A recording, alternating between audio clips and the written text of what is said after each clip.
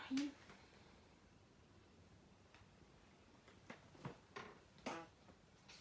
أصدقائي المستمعين، مستمعي شبكة الإذاعات الإقليمية، يسعدنا أن نلتقي مع دكتور رأفت حمزة، أستاذ مساعد بقسم الرياضات المائية بكلية التربية الرياضية جامعة الإسكندرية، ومدرب معتمد من الاتحادين المصري والدولي للغوص والإنقاذ. والحقيقة سبب لقائي مع الدكتور رأفت حمزة هو إن هو أحد مؤسسي غواصين الخير. خلينا كده في عجالة يعني نتعرف على غواصين الخير وما تقوم به سواء في مصر أو في الوطن العربي. مساء الخير على حضراتكم. نحن غواصون الخير المتطوعون، احنا شغالين بالمجان، ما احناش غواصين باجر، بنعملها لوجه الله سبحانه وتعالى، لاننا بنكونوا حاسين بالالام الخاصه بالاحباب، الاسره اب او ام على اطفالهم، وخاصه ان حضراتكم تعلموا ان معظم الجسامين ما بتطلعش تاني يوم ولا تالت يوم. ما نعرفوش طبعا الاسباب دي، حاجه تخص الفنيات الخاصه ببعض الشواطئ، يعني عشان ما اذكرش شاطئ وحد يزعل مننا. احنا عندنا شواطئ جسامين الغرق قعدت اكتر من 13 يوم، وحوادث مفجعه فظيعه الناس كلها بالراي العام تحدثت عنها. احنا الحمد لله اصبحنا 13 دوله عربيه. غواصين الخير تتصدر مصر المكانه الاولى، حذونا جميع الدول العربيه التي انضمت لنا، والحمد لله احنا بصدد نكون غواصين الخير المتطوعين على مستوى العالم كله.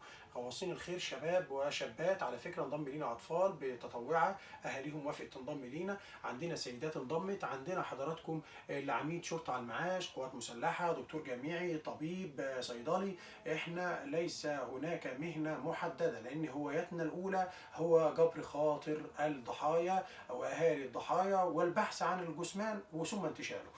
دكتور رأفت، واحنا مقبلين على فصل الصيف ونتمنى ان شاء الله ان هو يكون صيف بلا غرقة، الاجراءات اللي لابد ان احنا نتخذها عند نزول البحر في رأي حضرتك؟ باختصار وفي عجالة، هناك إرشادات عامة وإجراءات احترازية على كل السادة المتوجهين لمحافظة وشواطئ الإسكندرية بصفة خاصة، أن هناك شواطئ بالفعل خطرة، لكن هناك منقذين.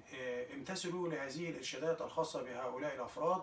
قال لك عوم في المنطقة ديت، ما تمشيش وتقول هعوم لوحدي في مكان لوحدي وتعرض أطفالك، لأن ممكن يكون هناك عمق في هذا المكان، أو قد يكون هناك في هذا المكان تيار مائي ساحب بيعمل فاكيوم شفط للداخل جهة حواجز خرسانيه او الى اماكن عميقه. مهم جدا السيفت اريا، الناس ما تعديهاش. يعني ايه سيفت اريا؟ الكور اللي حضراتكم بتشوفوها في البحر، او الغواص او المنقذ قال لك دي شمندوره، هي دي العلامه اللي بنقولوا عليها ما حدش يتعداها. الاطفال مسؤوليه ذويهم، ما يكونش الاسره رايحه معاها اعمار سنيه 4 سنين 9 سنين وانت طالع. الطفل الصغير ده تخلي بالكم لما بيتكفي على الميه وبيشرب ميه بتتوقف عنده عمليات التنفس بسرعه. بصفتي دكتور جامعي في مجال الانقاذ بقول ان الاطفال سرعه وصول الميه للدم بتكون اكتر، وحجم الرئه صغير، فممكن تمتلئ بسرعه ويتوفى الطفل في لحظه وانت ما انتش واخد بالك. الحاجه المهمه الوان الاعلام والرايات. زي ما قلت لحضراتكم الالوان تغيرت، اصبحت بدلا من اللون الاسود والابيض اللون الاحمر والاصفر والاخضر. عند ارتفاع اللون الاصفر لا تاخدك الطمانه ان انت تنزل والبحر هادي. البحر هتنزل بس هتبقى زي ما بنقولوا في السيفت اريا، وما تعديش وما تحركش نفسك للخطر. الرايه خضراء هتنزل وبكل امان وسلامه، بس برضه ما تعديش. اما الرايه حمراء هنا بقى لازم تعرف ان هذه العلامه اهم علامه من الثلاثه الوان الموجوده، وهي ممنوع النزول منعا باتا. نزلت تعرض نفسك وزويكم للخطر.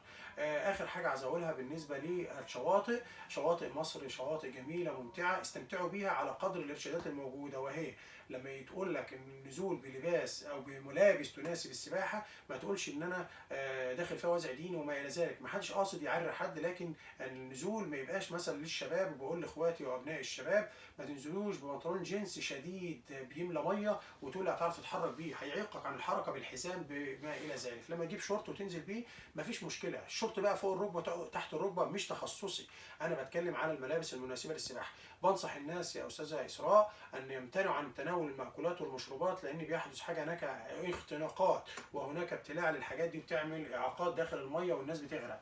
الحاجه الاخيره، لما حد يشوف حد بيغرق ما يدخلش يروح يجيبه من وشه. الغريق ده ممكن يمسك فيك. الغريق حضرتك بتروح وصلت له لف وطلعه من ظهره، ويا ريت قبل ما تروح له اعمل اي اشاره باليدين او استغيث بالمنقذين، واللي بيعرف يعوم ينزل. بنصح الناس، ودي نصيحة حابب أقولها مع حضرتك، أن النزول في ساعات العمل الرسمية، إذا كانت هناك الشواطئ بتقول من الثامنة صباحا، يبقى من الثامنة صباحا ما ينفعش أروح في الفجر وأتسلل للشواطئ.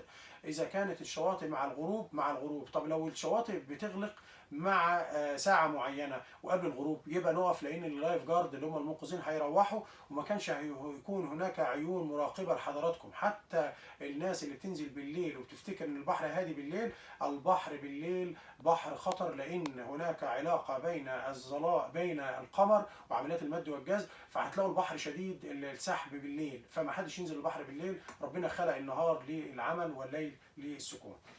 دكتور رأفت، يمكن في خبر اعتقد ان هو خبر مفرح، لكن طبعا محافظة الاسكندرية بالفعل وإدارة المصايف فتحت شاطئ النخيل، ولكن بإجراءات احترازية معينة، ولابد من السادة المصطفين ان هم يراعوا هذه الإجراءات. اولا انا بهني كل سكان الوحدات السكنيه اللي كانوا طبعا خايفين على وحداتهم السكنيه ان الشواطئ اتغلقت، ان السيد المحافظ اللي هو محمد الشريف فتح الشواطئ، بس يا جماعه فتحها باجراءات. في مستغل او مستاجر جه اخذ الشاطئ، حط له معالي المحافظ لجنه فنيه محترمه من الاتحاد المصري للغوص والانقاذ بقياده الكابتن سامح الشاذلي، وضعت 12 رولز، 12 قاعده مهمه، منها جيت سكي اللي هو الموتوسيكل المائي السريع من 3 ل 4، وضعت عدد افراد ما يحطش 5 6، 30 لايف جارد، منهم ناس على ابراج مراقبه، منهم ناس سير على الاقدام، منهم ناس في البحر. قال كمان اللجنه قالت لازم يكون شمندورات، اللي هي العلامات اللي قلت لحضراتكم في بدايه حديثي موجوده بين كل حاجز وحاجز. قالوا ان في لوحات ارشاديه، في غرفه اسعاف، 2 غرفه اسعاف وقارب. كل دي حضراتكم ارشادات واجراءات احترازيه تمت في شاطئ النخيل. مش هيتفتح الشاطئ الا اذا كانت موجود، وبالدليل ان هناك توصيه من الاتحاد المصري للغوص والانقاذ قالت في توصياتها ان الادوات اللي هيجيبها المستاجر لازم تكون خاضعه ومراجعه ومعتمده من الاتحاد المصري للغوص والانقاذ، زي الريسك تيوب، دي عوامه انقاذ. في عوامات انقاذ في السوق كتيره جدا، زي موضوع الملابس، في دي خامه ودي خامه ودي خامه. احنا عندنا العوامه الخاصه بالاتحاد المصري للغوص والانقاذ ممكن تنقذ بقى اكتر من واحد، هي مع مصممه لواحد، لكن كفاءتها والحبل اللي فيها الماتيريال والسير الموجود، وان هي تيجي على ظهر المنقذ ما تسببلوش اي سحاقات او اي حاجه، هي عوامه محترمه. دي من ضمن الادوات اللي احنا قلنا عليها. فالناس بطمنهم، حال افتتاح شاطئ النخيل، انزلوا في ساعات العمل الاساسيه، انزلوا في ساعات العمل، ما تنزلوش بالليل، انزلوا بالملابس المناسبه، امتثلوا التعليمات، التوعيه عند ارتفاع الرايات الحمراء ما تنزلوش. شاطئ النخيل لقيته حاله غرق، ما يعني الناس ما تتجمعش، عشان اللايف جارد لو حاله الغرق دخلت المرحله الثالثه وهي السي بي ار، الانتعاش القلب الرئوي، محتاج ان اللايف جارد المنقذ يلاقي هواء كويس يعرف ينفسه عشان هيحطه في فمه وفي نفس الغريق، يبقى الناس تديله فرصه انه يحركه ويقلبه وما الى ذلك. فانا بهني كل الوحدات السكنيه وكل قاطني العجمي ان بحييهم ان افتتاح شاطئ النخيل قريبا، لكن في ظل اجراءات احترازيه بلعب على وعي المواطن. المواطن لازم يكون عنده وعي وثقافه بخطوره البحر، وان عند ارتفاع الرايات يعني الموج عالي، يعني سرعه الريح فوق ال 18 كيلو متر في الساعه، ما حدش ينزل الميه. أنا بشكر حضرتك جدا دكتور رأفت حمزة، أستاذ مساعد بقسم الرياضات المائية بكلية التربية الرياضية للبنين جامعة الإسكندرية، والمدرب المعتمد من الاتحادين المصري والدولي للغوص والإنقاذ، وأحد مؤسسي غواصين الخير.